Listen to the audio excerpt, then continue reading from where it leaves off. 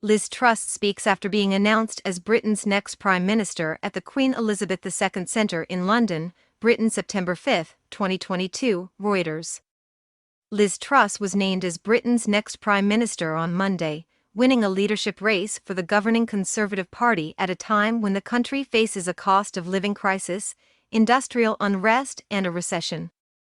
After weeks of an often bad-tempered and divisive leadership contest that saw the foreign minister face off against former finance minister Rishi Sunak, Truss came out on top in a vote of Conservative Party members, winning by 81,326 votes to 60,399.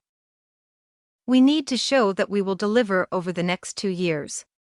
I will deliver a bold plan to cut taxes and grow our economy," Truss said after the result was announced.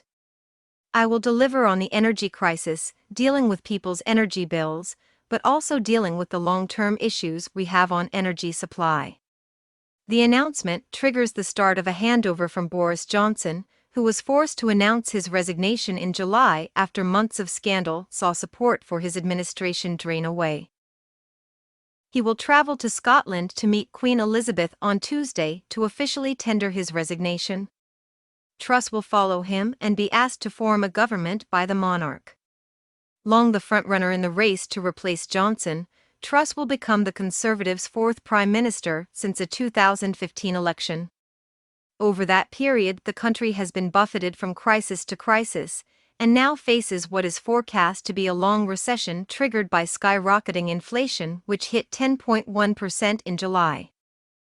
Foreign Minister under Boris Johnson, Truss, 47, has promised to act quickly to tackle Britain's cost of living crisis, saying that within a week she will come up with a plan to tackle rising energy bills and securing future fuel supplies.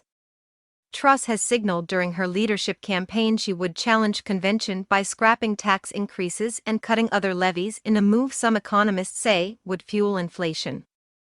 That, plus a pledge to review the remit of the Bank of England while protecting its independence, has prompted some investors to dump the pound and government bonds. Kwasi Kwarteng, widely tipped to be her finance minister, sought to calm markets on Monday by saying in an article in the Financial Times newspaper that under Truss there would need to be some fiscal loosening but that her administration would act in a fiscally responsible way. Truss faces a long, costly and difficult to-do list, which opposition lawmakers say is the result of 12 years of poor Conservative government. Several have called for an early election, something Truss has said she will not allow. Veteran Conservative lawmaker David Davis described the challenges she would take on as Prime Minister as probably the second most difficult brief of post-war Prime Ministers after Conservative Margaret Thatcher in 1979. "I actually don't think any of the candidates, not one of them going through it, really knows quite how big this is going to be," he said, adding that costs could run into tens of billions of pounds. Truss has said she will appoint a strong cabinet, dispensing with what one source close to her called a presidential style of governing, and she will have to work hard to win over some lawmakers in her party who had backed Sunak in the race.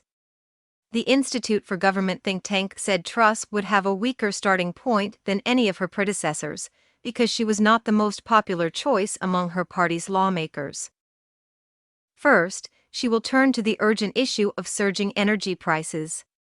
Average annual household utility bills are set to jump by 80% in October to £3,549, before an expected rise to £6,000 in 2023, decimating personal finances.